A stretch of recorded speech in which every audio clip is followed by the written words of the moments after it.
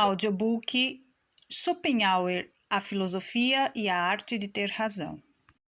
A vida de Schopenhauer. Arthur Schopenhauer nasceu em 22 de fevereiro de 1788 em Danzig e faleceu em 21 de setembro de 1860 em Frankfurt, em Main. Seu pai, Heinrich Schopenhauer, e sua mãe, Johanna Schopenhauer, ambos de descendência holandesa, tiveram uma grande influência sobre a personalidade dele. Heinrich foi um rico e orgulhoso comerciante que desposou Johanna aos 40 anos de idade, que então somava apenas 20 anos. A maioria dos biógrafos acredita que o casamento ocorreu por determinação paterna do que por amor, e não foi feliz. Algo, porém, é certo. Johanna foi uma mulher com muita sede de cultura e estava à frente de seu tempo em muitos aspectos. Falava 4 idiomas: francês, inglês, alemão e italiano. Tocava harpa, cantava, escrevia poesia e peças de teatro e atuava como atriz. Ao perceber o talento da esposa, Heinrich o abafou mais do que o alimentou.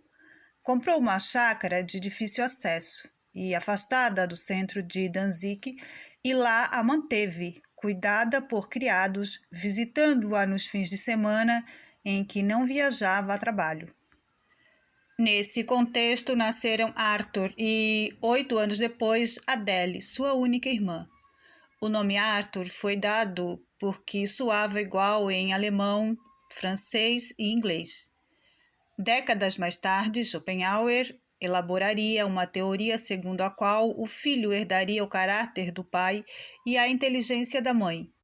Em seu caso, foi isso que provavelmente aconteceu. O gosto pela cultura, pela arte e pela literatura foi recebido de Johanna, e a seriedade, a disciplina e a melancolia foram heranças paternas.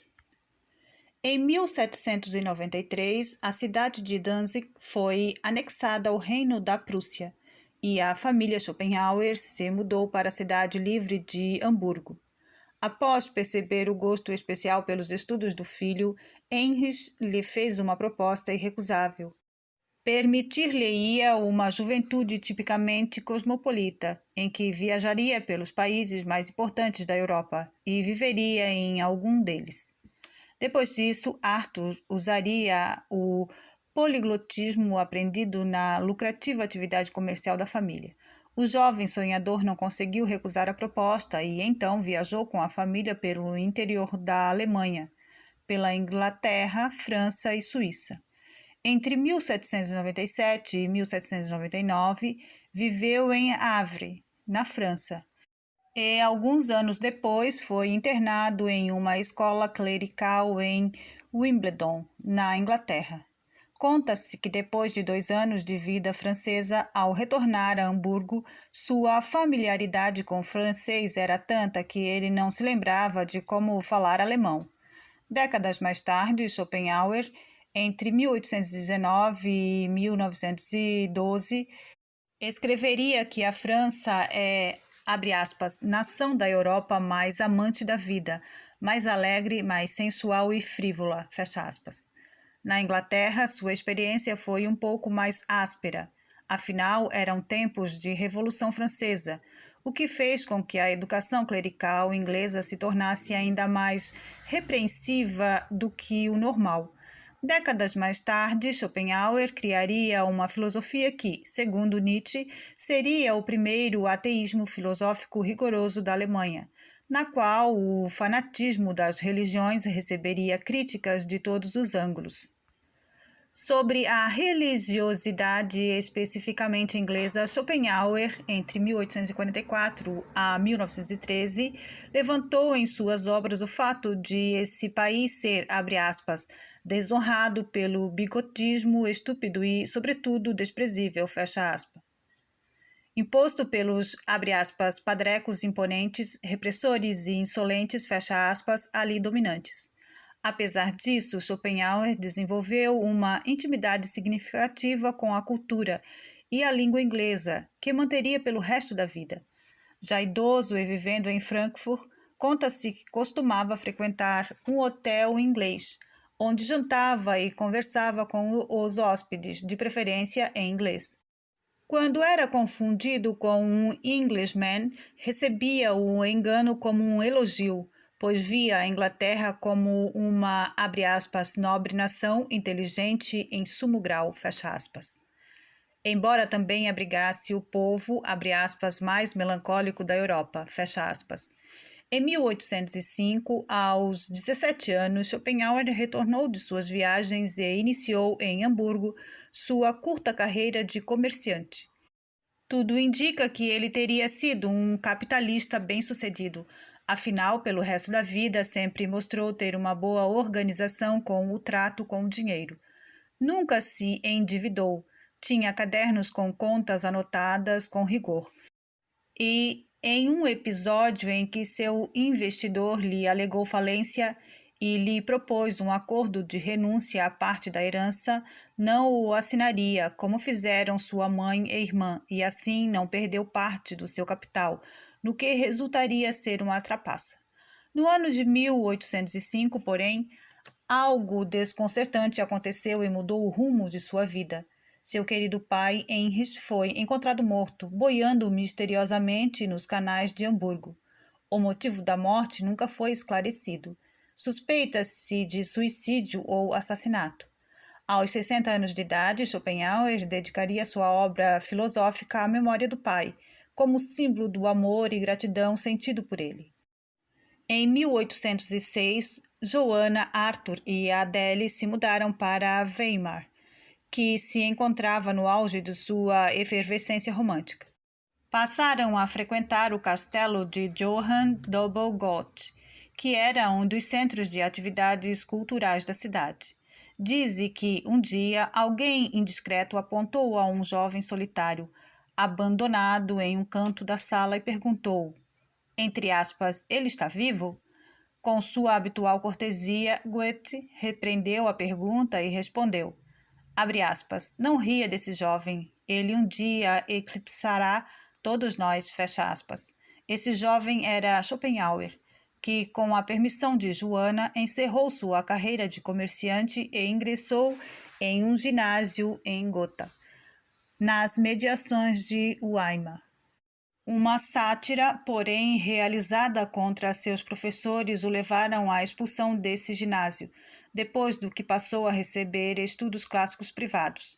Ao cabo de 2 anos, tinha desenvolvido um conhecimento e uma paixão tão grandes pela leitura em grego e latim que já impressionava as cabeças mais eminentes ao seu redor.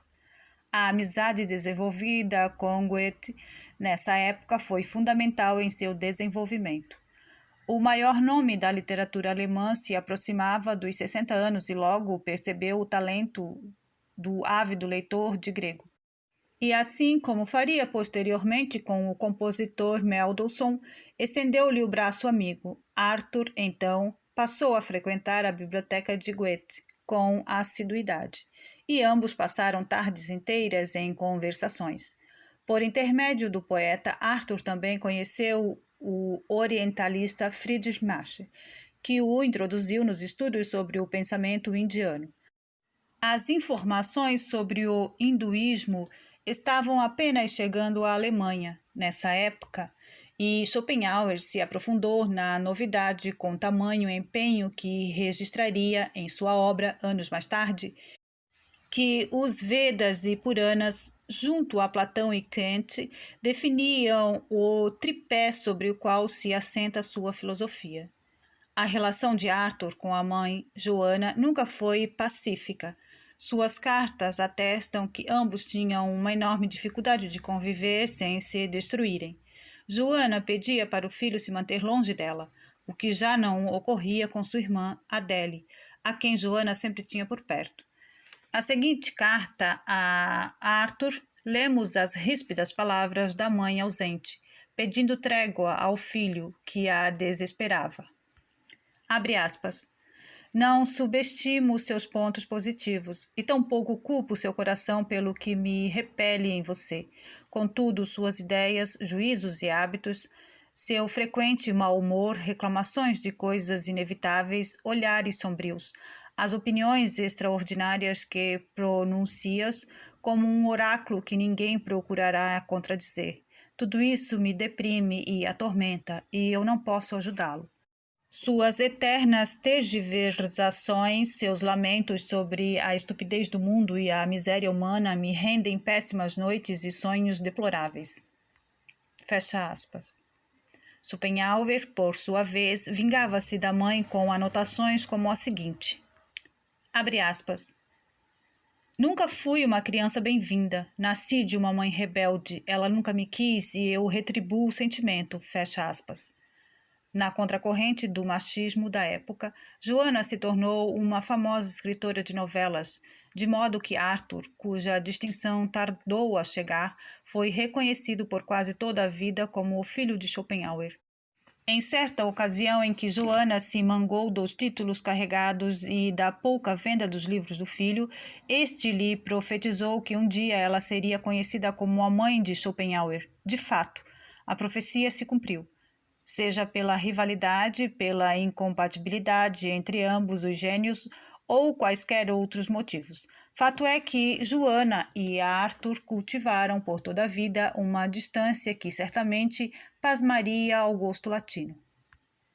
Em 1809, Schopenhauer ingressou no curso de medicina na Universidade de Göttingen e, um ano depois, transferiu-se para a Faculdade de Filosofia da mesma universidade.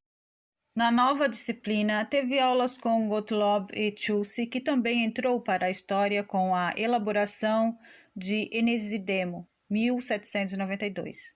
Entre 1811 e 1813, transferiu-se à Universidade de Berlim, onde teve aulas com Johann e Friedrich, por quem não desenvolveu a mesma admiração que pelo primeiro professor. Em 1813, e com a idade de 25 anos, defendeu sua tese de doutorado, intitulada Da quadrúplice da raiz do princípio de razão suficiente, na Universidade de Jena. Em 1818, concluiu sua obra magna, O Mundo como Vontade e Representação. No intervalo de ambos os clássicos, publicou sobre a visão e as cores em 1816, nascido das conversas com Goethe, que anos antes tinha dado à luz sua teoria das cores, 1810. As críticas apresentadas por Schopenhauer em seu texto a Goethe, porém, levaria a ambos os amigos se distanciarem. Porém, Schopenhauer jamais escondeu a grande admiração sentida por Goethe, a quem citou inúmeras vezes em sua obra, e de quem elegeu Os Anos de Aprendizado de William Master, 1796, como um dos melhores livros da literatura mundial. Após enviar sua grande obra à publicação, Schopenhauer realizou uma prazenteira viagem à Itália entre 1818 e 1819. Seu primeiro ponto de chegada foi Veneza, onde pisou com uma carta de apresentação escrita por Goethe e Lord Byron, que ali residia. O encontro, porém, nunca aconteceu, mas Schopenhauer desfrutou, como revela seu diário de viagem, da contemplação artística da cidade lagunar, da Academia de Venezia e do Palácio Grimani. Depois de Veneza, passeou por Bologna e Florença e repousou em Roma por 4 meses. Perambulou pela Campania, Nápoles, Pompeia, etc. por 1 mês e retornou pelo mesmo caminho a Dresden, preocupado com o nascimento imprevisto de uma filha que faleceria em poucos meses e com problemas relacionados à sua herança. Entre 1822 e 1823, Schopenhauer voltaria à Itália ainda uma segunda vez, onde permaneceria metade do tempo em Florença. Em uma entusiasmada carta ao amigo Ozan, escreveria que sua segunda exploração desse país, abre aspas, estava ainda mais aprazível do que a primeira, com que júbilo saúdo cada peculiaridade italiana, fecha aspas. A relação de Schopenhauer com a Itália rendeu tema para muitos estudos. Segundo o filósofo, abre aspas, com a Itália se vive como uma amante, hoje com grande cólera, amanhã em adoração, fecha aspas.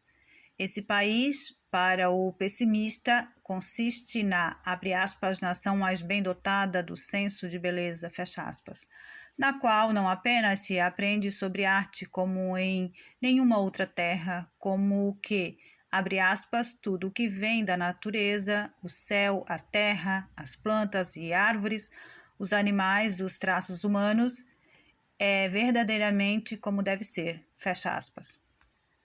A intensidade da fruição estética na Itália quase chega ao ponto de, abre aspas, nos fazer esquecer da indignação, fecha aspas.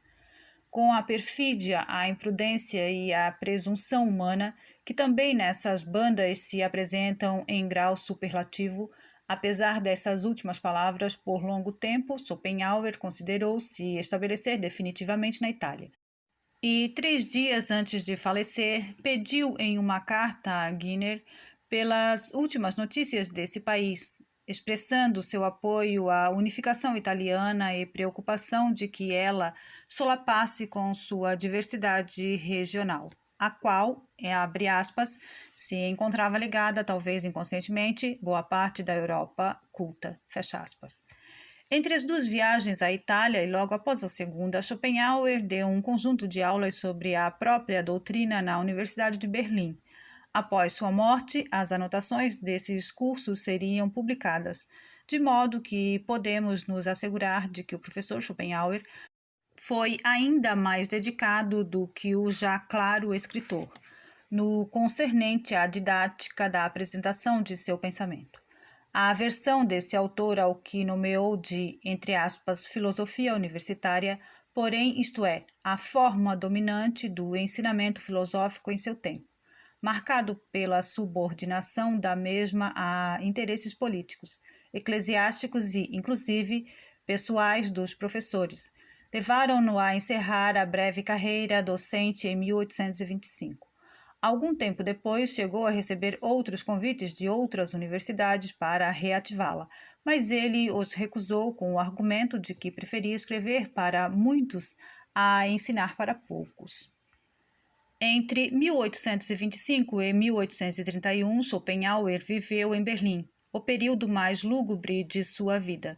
Não publicou nada de novo, teve suas propostas de tradução de Kant para o inglês e de Balzac Gracian do espanhol para o alemão, recusadas por editores, e amargou a desproporção crescente entre a popularidade de Hegel, que beirava o modismo e o completo descaso com a sua filosofia. A Arte de Ter Razão, 1830, foi escrito no final desse período. Do ponto de vista biográfico, ela pode ser vista, portanto, como uma espécie de sublimação da angústia sofrida por Schopenhauer com o fato de as pessoas reconhecerem um discurso muito menos com base em critérios de verdade e originalidade e muito mais a partir da opinião geral da maioria, em uma inércia marcada pela mediocridade, obstinação e arrogância.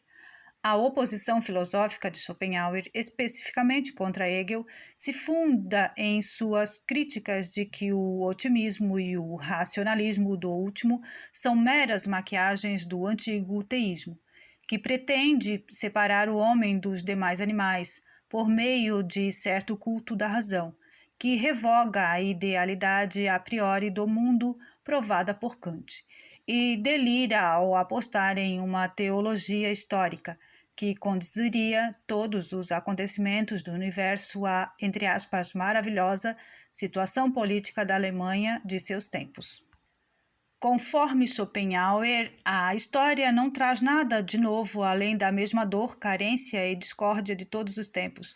Conforme Schopenhauer, a história não traz nada de novo além da mesma dor, carência e discórdia de todos os tempos, de modo que seus eventos são importantes, abre aspas, somente na medida em que são letras a partir das quais se pode ler a ideia do homem, e não por em si mesmos, fecha aspas.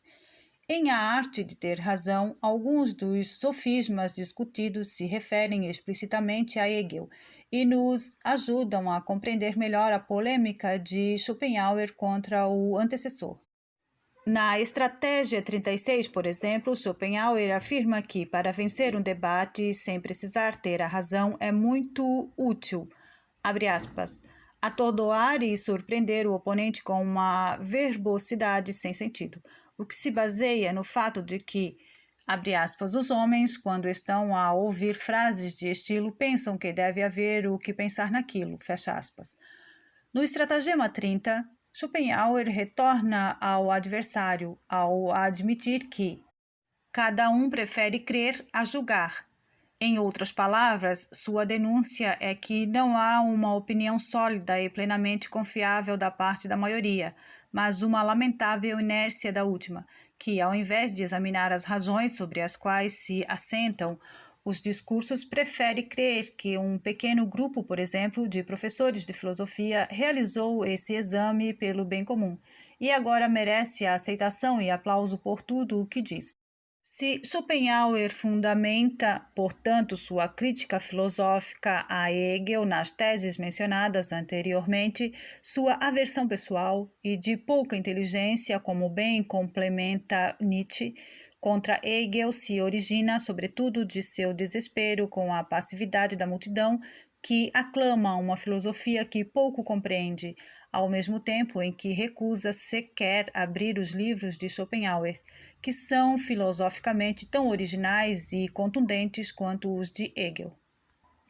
E se você gostou desse audiobook, deixe seu like, deixe comentário, se inscreva no canal, compartilhe com seus amigos. Gratidão a todos.